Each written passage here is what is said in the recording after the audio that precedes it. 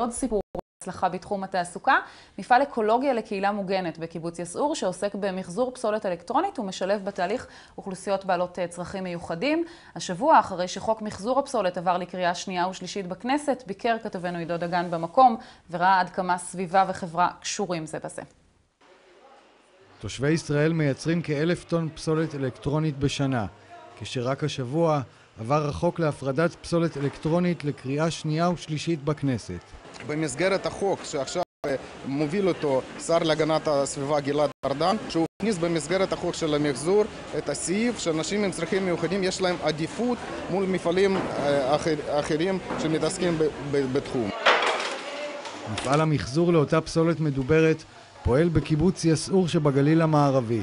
הוא משלב עובדים בעלי צרכים מיוחדים, אקולוגיה והייטק. אני נהנה לעבוד פה כי כיף לי, לא יודע, מצאתי את עצמי פתאום אחרי, בגיל יחסית לא צעיר, ומצאתי את עצמי נהנה מהעבודה. אני עובדת כרגע במחסן, ואני ממיינת שם כרטיסים ולוחות שזה יותר מעניין. כן, יותר כיף, יותר שקט. כחלק ממדיניות אזרחית ירוקה, החליטה בשבוע האחרון עיריית כרמיאל להקצות קרקע באזור התעשייה במזרח העיר, כדי להקים מפעל גדול ומשוכלל יותר בעבור החבר'ה האלה. אנחנו רוצים לבנות מפעל מתקדם בתחום של מחזור פסולת אלקטרונית, שכולו יהיה סביב נושא אחד, שבמרכזו עומד בן אדם עם צרכים מיוחדים, שמוביל את התחום של מחזור פסולת אלקטרונית. מדהים להיווכח שדווקא בפריפריה מוכת האבטלה ולמרות מגבלותיהם, העובדים המיוחדים מצליחים להשתלב בשוק התעסוקה. החלום שלי לקחת חומר גלם של מחשבים ישנים ובעצם להרכיב מהם, ושיהיה גם למישהו לא יכול לשלם מחשב חדש מחשב בבית. אני עובד, אתה רואה, מפרק את העגלה הזאת, כל יום אני מפרק את העגלה הזאת. הם מוצאים חברה תומכת, מסייעים בהגנת הסביבה, ואפילו מקבלים הכשרה כטכנאי מחשבים.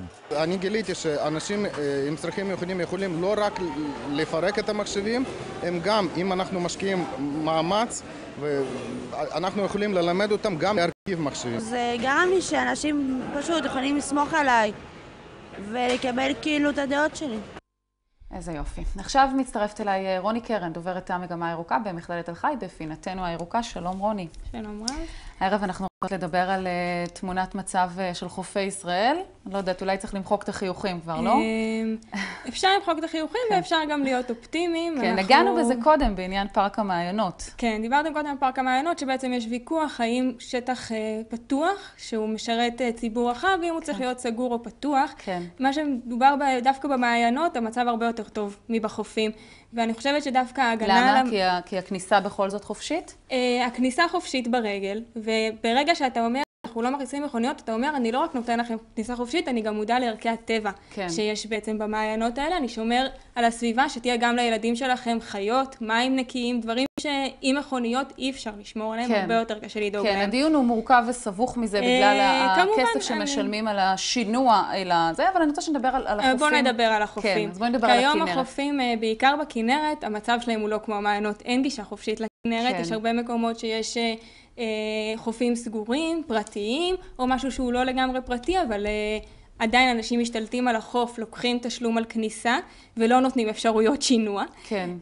עוד בעיה שיש בכנרת זה בעצם הבנייה על החופים, שזה בנייה שהיא בעיה שהיא כללית בכל הארץ, יש אותה בכנרת, שמענו על המאבק בחוף בצת, שכנראה הולך להצליח, מאבק בחוף אכזיב, מי שמכיר את חיפה, הולכים להיבנות שם 4 מגדלים על הים. את יודעת שהמעניין הוא שיש יותר אנשים שלכאורה אחראים על החופים וגובים תשלום בגין הכניסה, אבל המצב של החופים הוא הרבה יותר גרוע מבשנים הקודמות.